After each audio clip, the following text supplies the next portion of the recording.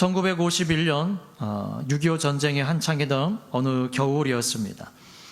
유엔군에 속하는 해병대의 장병들은 압록강병까지 진격을 했습니다. 그런데 중공군의 개입으로 인하여서 부득이 또 후퇴를 하지 않으면 안 되게 되었습니다. 알다시피 전쟁에서는 전진보다는 후퇴할 때 많은 사상자들이 발생을 하게 됩니다. 한국 전쟁 취재로 풀리처 상을 받았던 히긴스라고 하는 기자가 중공군과의 대전으로 몹시 지친 해병 중대를 찾아 얼어붙은 콩을 씹고 있는 어느 병사와 대화를 나누게 되었습니다. 이 히긴스 기자가 그 병사에게 다가가서 이런 질문을 던졌습니다. 당신 앞에 서 있는 내가 만일 하나님이라면 어떤 소원을 내게 말하고 싶습니까? 라고 하는 질문에 그 병사는 이렇게 대답을 합니다. Give me tomorrow. 내게 내일을 주십시오. 미래가 약속이 된다면 오늘의 고통은 문제가 아니라는 답변입니다. 비록 지금 현재는 내가 어려움을 당하고 있다 하더라도 내일이라고 하는 시간이 내게 주어진다고 하는 것이 확실하다고 한다면 나는 소망을 가지고 살아갈 수가 있을 것이라는 겁니다. 그런데 그 전쟁통에 자기도 어려울 뿐더러 옆에서 쓰러져가는 동료들을 바라볼 때에 남일처럼 여겨지지가 않는 겁니다. 그래서 그 두려움과 공포 속에서 과연 내일이 내게 올 수 있을까? 그 얼어붙은 콩을 씹으면서 병사는 그 이야기를 하고 있는 것입니다. 모든 인생은 무언가에 소망을 두고 살아갑니다. 또 그 소망이 사라질 쯤이면은 또 다른 소망을 품으면서 내가 살아있음을 증명하고자 열심히 노력을 하며 살아갑니다. 하지만 인간은 때때로 소망과는 반대인 원치 아니하는 일들이 내게 일어나는 것들도 우리는 경험을 하게 됩니다. 그래서 그나마 남아있던 이 땅에서의 가느다란 소망마저 사라졌다고 느끼게 되고 그때 도저히 견딜 수 없다라고 여겨질 때에 소망이 절망으로 바뀌어지고 그 안에서 자살을 선택하는 이들도 많이 있게 됩니다. 실망이라고 하는 것은 소망이 상실되어지는 것, 잃어버려지게 되는 것입니다. 절망은 끊을 절자예요. 소망이 끊어지는 겁니다. 낭망은 소망이 추락하여서 산산이 깨어지는 것이 낭망입니다. 여러분들 안에는 낭망뿐만이 아니라 절망도 실망도 있지 아니하고 끊어지지 아니하는 소망으로 넘치는 여러분들과 또 여러분들이 계시는 가정이 될 수 있기를 예수님의 이름으로 축복합니다. 바울이 소아시아 지역을 다니며 전도할 때에 한밤중에 환상 가운데 마케도니아 사람이 나타났습니다. 그 사람이 환상 중에 바울에게 이렇게 말을 합니다. 건너와서 우리를 도와라. 바울은 그 환상을 깨고 나서 그것이 하나님께서 그들에게 복음을 전하라고 하시는 뜻으로 알고 그 지역으로 가고자 힘씁니다. 그렇게 해서 그 지역에 처음으로 도착한 곳이 바로 빌립보입니다. 거기서 이제 루디아를 만나기도 하죠. 그러다가 하루는 이제 기도할 곳으로 가다가 오늘 본문에 저와 여러분들이 읽은 이 사건이 나타나게 되어진 것입니다. 우리 16절부터 18절까지만 다시 한번 읽어보겠습니다. 시작. 우리가 기도하는 곳에 가다가 저 많은 귀신 들린 여종 하나를 만나니 점으로 그 주인들을 크게 이해하게 하는 자라.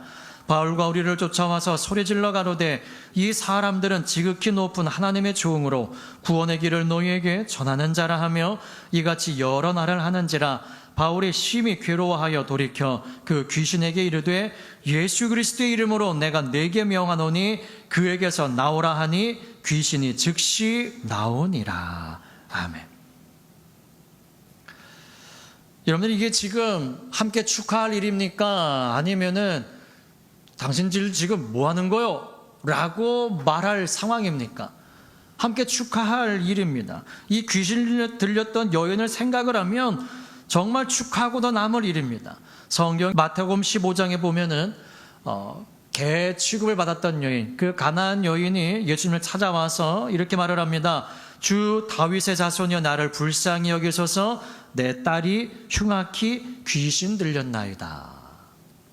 또 마가복음 16장 9절에서는 안식 후 첫날 이른 아침에 살아나신 후에 막달라 마리아에게 먼저 보이시는데 그 막달라 마리아를 뭐라고 설명을 해주냐면 7 귀신을 쫓아내어 주신 막달라 마리아라고 표현을 하고 있습니다.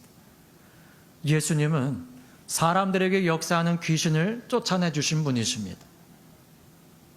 이처럼 예수님은 귀신에 사로잡혀 있는 은을 해방시켜 주시는 일을 행하셨습니다. 그러므로 오늘 본문에 이 바울과 실라가 이 귀신 들려서 점치는 여인에게 있는 귀신을 쫓아내 준 일은 환영받을 일입니다.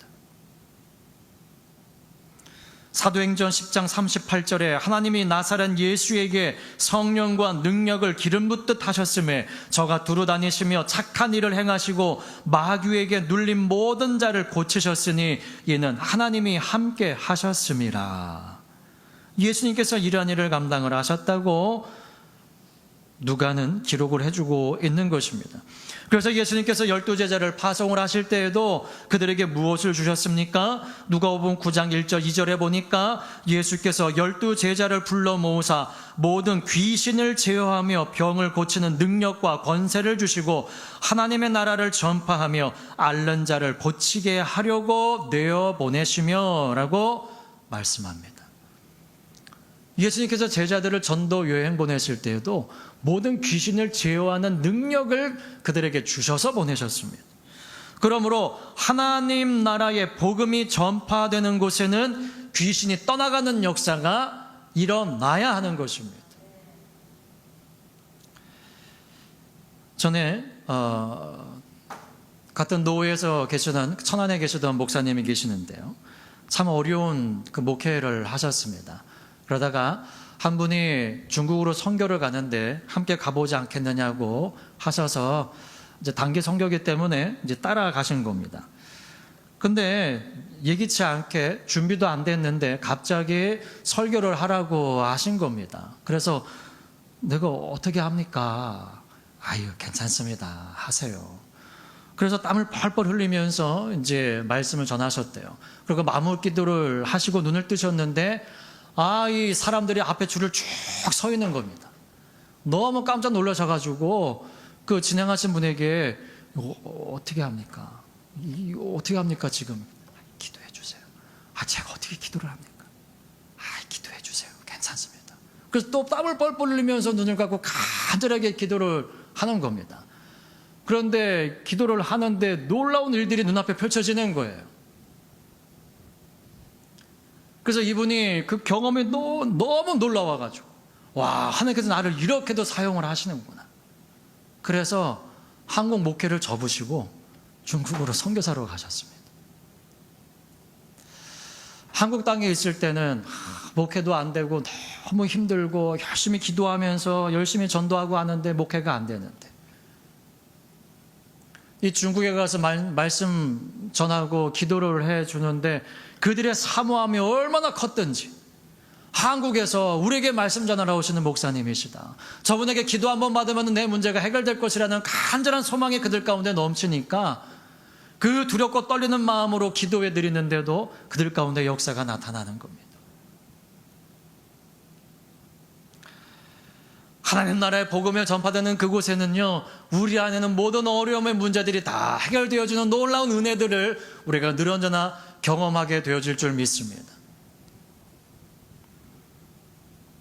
하나님 나라의 말씀이 선포되는 곳에는 성령이 역사하시기 때문이죠. 그리고 성령의 역사하시는 곳에 악한 영들은 있을 수가 없게 되어지는 것입니다. 성령의 역사하시지 않는 심령은 어떤 모습, 어떤 삶이겠습니까? 사도행전 5장 3절에 보니까 아나니아와 삽비라 이야기입니다. 베드로가 아나니아에게 이렇게 말을 해요. 어찌하여 사단이 내 마음에 가득하여 내가 성령을 속이고 땅값 얼마를 감추었느냐라고 말을 합니다. 이 감추다라고 하는 말은 따로 떼어두다, 분리하다, 분할하다라고 하는 뜻입니다. 그런데 그 뜻과 함께 어떠한 뜻이 포함되어져 있냐면요, 가로채다, 착복하다, 횡령하다라는 뜻이 함께 포함되어져 있는 것이 이 감추다라고 하는 단어입니다. 가로채다라고 하는 것은 사전에 옳지 못한 방법을 써서 자기 것으로 만들다는 뜻이고요. 착복하다는 것은 부당하게 자기 것으로 차지하다, 횡령하다라는 말은 불법으로 차지하여 가지다라고 하는 의미입니다. 그러니까 이 아나니아가 땅값 얼마를 감추어 둔 것은 옳지 않은 방법으로 부당하게 불법으로 자기의 것을 챙겼다는 의미인 것입니다. 근데 이 일이 결과적으로는 무엇을 속인 게 되어지는 겁니까? 성령을 속인 거예요. 다시 말하면 땅을 팔아가지고 우리도 사다돌의 발 앞에 갖다 둡시다 라고 하니 아나니아와 삽비라의 대화는 자기들의 감정이 아니라 누구의 감동이었다는 겁니까? 성령의 감동이었다는 거예요. 근데 그 중에서 감추어 둔 것은 성령을 속이는 일이 된 것이라는 겁니다.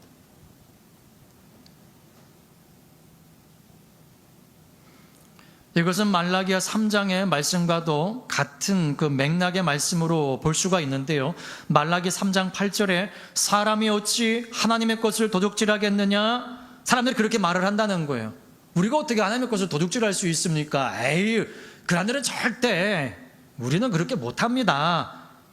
그런데 이렇게 말씀합니다. 그러나 너희는 나의 것을 도둑질하고도 말하기를 우리가 어떻게 주의 것을 도둑질하나이까 하는도다. 이는 곧 11조와 헌물이라.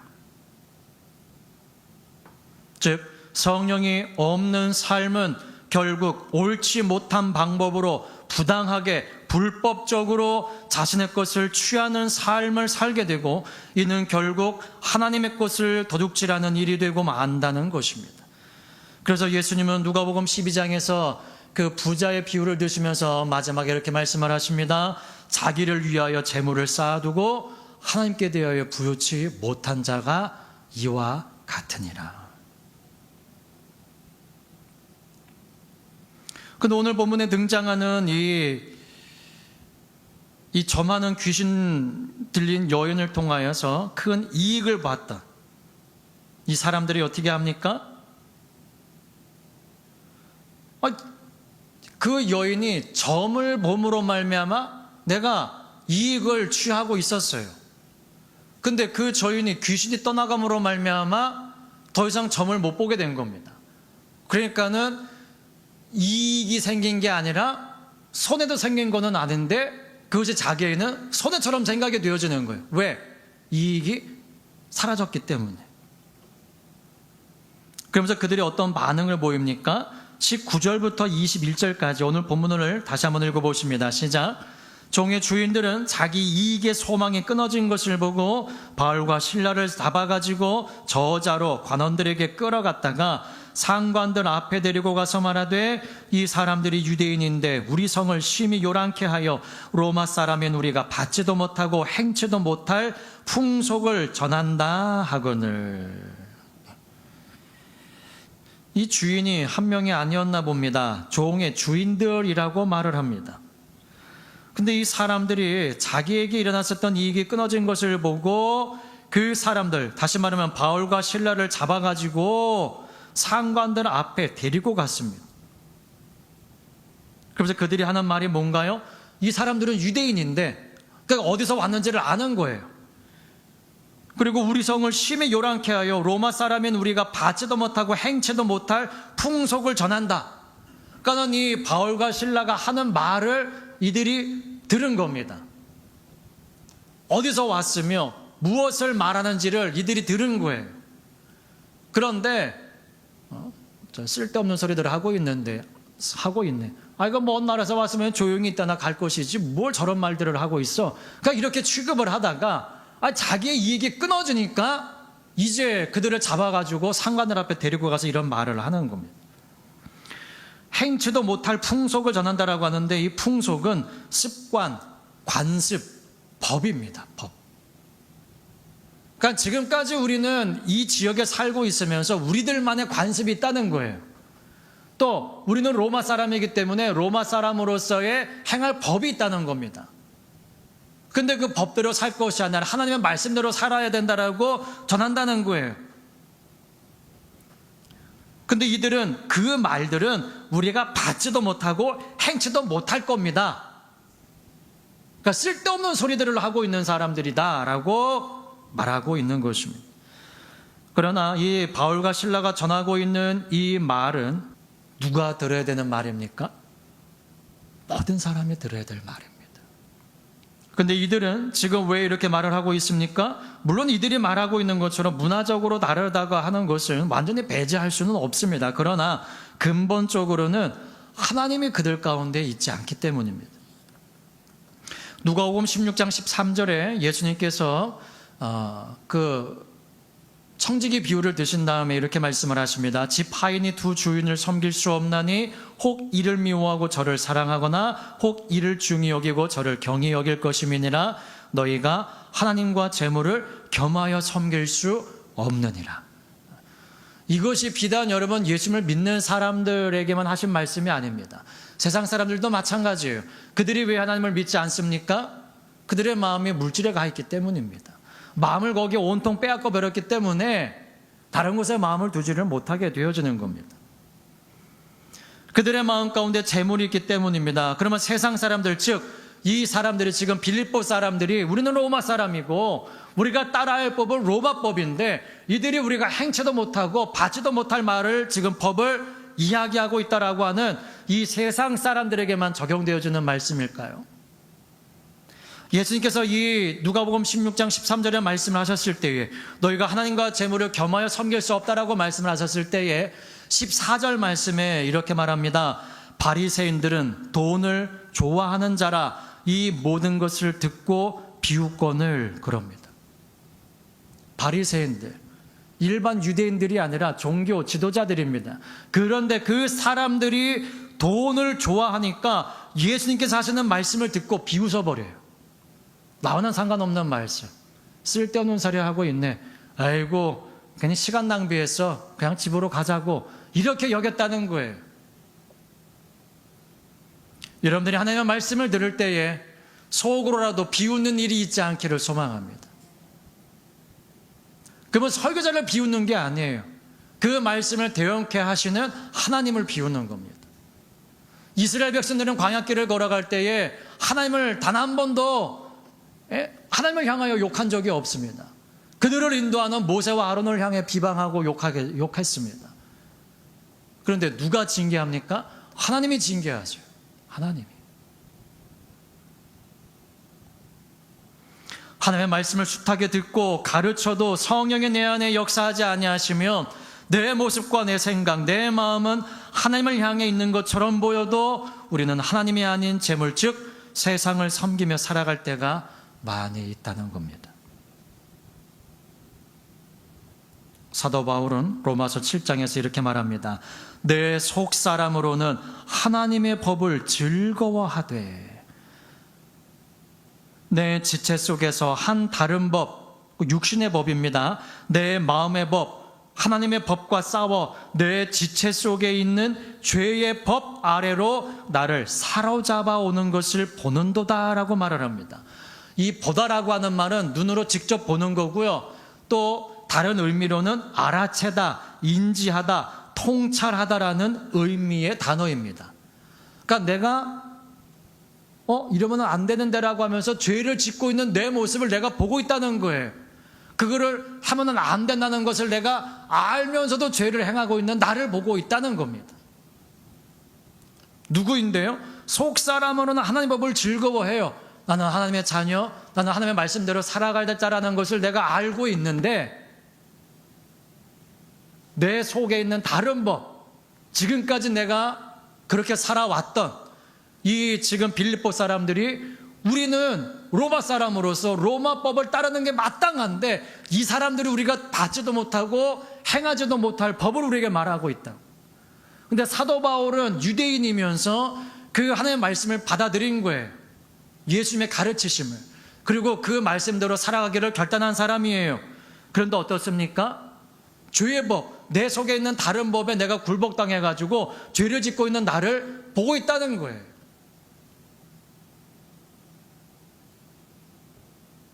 그런데 여러분, 한 번 구원이 영원한 구원입니까? 그래서 사도 바울이 뭐라고 말합니까? 날마다 구원을 이루어 가라고 말을 합니다. 구원을 이루어 가라고. 요한복음 1장 12절에 영접하는 자 곧 그 이름을 믿는 자, 예수 그리스도를 믿는 자들에게는 하나님의 자녀가 되었다가 아니라 자녀가 되는 권세를 주셨으니라고 말씀합니다. 권세를 얻은 것뿐이에요. 하나님의 자녀가 되는 자격을 얻은 것뿐입니다. 다른 누구에게도 빼앗기지 마시기 바랍니다. 또 하나님께서 여러분들을 믿고 맡겨주신 일들, 그저 어떤 사명이든지 어떤 직분이든지 사람이 내게 준 것이라고 생각하지 마세요. 그거 착각입니다. 오늘 이 본문에 등장하는 이 사람들, 비록 그 귀신 들린 요정을 통해서 우리가 이 주인들이 큰 이익을 봤었는데 왜 지금 바울과 실라를 잡아가지고 지금 재판장 앞에 세우고 무리들은 일제일 달려들어서 그 바울과 실라를 비방하고 있으며 또 상관들은 저들의 옷을 찢어 벗기고 매로 심히 쳐라 라고 왜 말을 합니까? 왜 이런 일들이 일어났습니까? 그 이유가 무엇인가요? 19절 말씀만 다시 한번 읽어봅니다. 시작. 종의 주인들은 자기 이익의 소망이 끊어진 것을 보고 바울과 실라를 잡아가지고 저자로 관원들에게 끌어갔다가, 아멘. 저자라고 하는 것은 많은 사람들이 모이는 곳, 곧 시장입니다. 왜 이 사람들이 바울과 실라를 끌어갔습니까? 자기 이익의 소망이 끊어졌기 때문에, 이것 때문에 끌고 간 거예요. 다시 말하면 자기들의 이익의 소망이 끊어지지 않았으면 바울과 실라를 굳이 잡아가지고 그냥 모른 채 하고 남일이라고 생각하면 됐을 법인데 자기에게 손해가 생겨지고 소망이 끊어졌기 때문에 그들을 잡아가는 겁니다.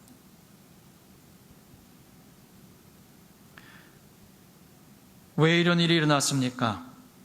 귀신 들린 여인이긴 했지만 그 여인은 뭐라고 얘기했습니까? 이 사람들은 지극히 높은 하나님의 종으로 구원의 길을 너희에게 전하는 자라라고 선포했어요. 그런데 그 빌립보 지역에 있는 사람들은 귀신 들린 여인이 하는 말이니까 헛소리하는 거라고 생각을 한 겁니다. 근데 사도 바울이 빌립보서에 이렇게 말합니다. 빌립보서 1장 18절에 그러면 무엇이뇨? 외모로 하나 참으로 하나 무슨 방도로 하든지 전파되는 것은 그리스도이니 이로써 내가 기뻐하고 또한 기뻐하리라. 하나님은 귀신 들린 여인이라 할지라도 그 여인의 입술을, 귀신 들렸다는 건 뭡니까? 신이 접한 거잖아요. 그 여인의 입술을 사용하셔서 하나님께서 말씀을 지금 선포하고 계시는데 듣지를 못하는 거예요. 귀신 들린 여인이 하는 말이라고.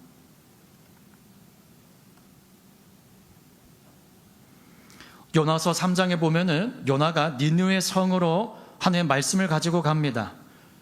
근데 니느웨는 극히 큰 성읍이므로 3일길이라 3일길을 돌아야지 성을 한 바퀴 돌 수 있다는 거예요. 그런데 요나는 하루길을 행합니다. 그러면서 이렇게 외칩니다. 40일이 지나면 니느웨에게 무너지리라 라고 외쳐요. 그랬더니 요나서 3장 5절에 니느웨 백성이 하나님을 믿고 금식을 선포하고 물론 대소하고, 그러니까 높은 지위에 있는 사람이나 낮은 사람이나 굵은 배를 입은지라. 그리고 그 소문이 왕에게 들려졌어요. 그러니까 왕도 보좌에서 일어나 조복을 벗고 왕의 옷을 벗고 굵은 배를 입고 제위에 앉습니다. 바울과 실라가 빌립보 지방에 가서 복음 전할 때에 그들은 듣지 않았어요. 귀신 들린 여인이 말을 할 때도 그들은 듣지 않았습니다. 근데 이 니느웨 사람들은 뭐합니까?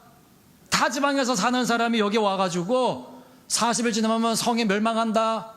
그 성이 얼마나 크다고요? 그 성을 한 바퀴 도는데 3일길을 걸어야지 한 바퀴 돌 수 있는 큰 성이에요. 근데 그 성이 무너진다고 하는 거예요. 헛소리로 들을 수도 있는데 그들은 뭐합니까? 백성의 그 말을 들을 때에 그들이 먼저 금식을 선포해요. 그리고 그 소문이 왕의 귀에 들리니까 그가 누구냐? 잡아가지고 매우 쳐라 라고 말할 수도 있는데 왕도 왕의 옷을 벗고 베옷을 입고 회개합니다. 그리고 금식을 선포합니다. 사람은 물론이가 짐승에게까지도 먹거리를 주지 말라고 외칩니다. 그러니까 하나님께서 어떻게 하십니까? 멸망을 선포하라고 하셨던 그 니느웨를 용서해 주십니다. 용서해 주세요. 들을 게 없는 귀는 어떻습니까? 창세기 19장에 하나님께서 소돔성을 멸망시키실 때에 천사들이 이렇게 말을 합니다. 여호와께서 우리로 이것을 멸하러 보내셨나니 우리가 멸하리라. 반드시 멸망할 거라는 거예요. 이 외에 내게 속한 자가 또 있느냐? 네 사위나 자녀나 성중에 속한 자들을 성 밖으로 끌어내라. 그래가지고 롯이 누구를 찾아갑니까? 딸과 정혼한 사위들을 찾아가요. 그래서 이렇게 말을 합니다. 여호와께서 이 성을 멸하실 터이니 너희는 일어나 이곳에서 떠나라. 그런데 그 사위들이 뭐 했습니까? 농담으로 여겼습니다. 듣지 않은 거예요. 소돔성이 작은 성이에요. 물론 지난번에 그 연합군이 쳐들어 내려왔을 때 사실 우리가 가져오는 재물 다 빼앗기고 우리가 다 포로가 된 적은 있지만 멸망한다고요? 그런 일은 없습니다. 농담으로 여기는 거예요.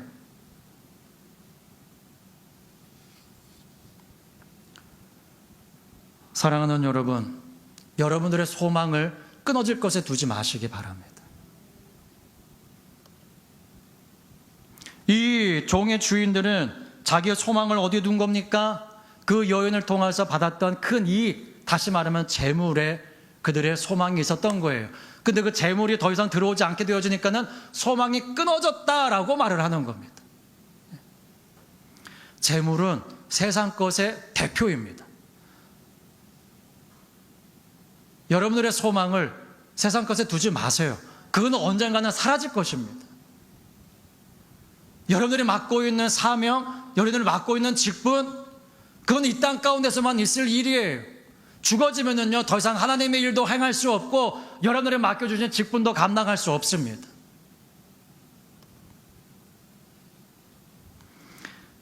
예수님의 제자들도 뭐 했습니까? 누가복음 24장에 엠마오로 향하던 두 제자에게 예수님께서 찾아가서 이제 대화 나누는 그 장면이에요. 근데 그 엠마오로 향하던 두 제자가 뭐라고 말을 하냐면은요, 우리는 이 사람이 이스라엘을 구속할 자라고 바랐노라라고 말을 해요.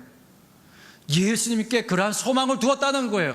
근데 예수님이 십자가 죽으심으로 말미암아 소망이 끊어졌다라고 말하는 겁니다. 소망 끊어졌다.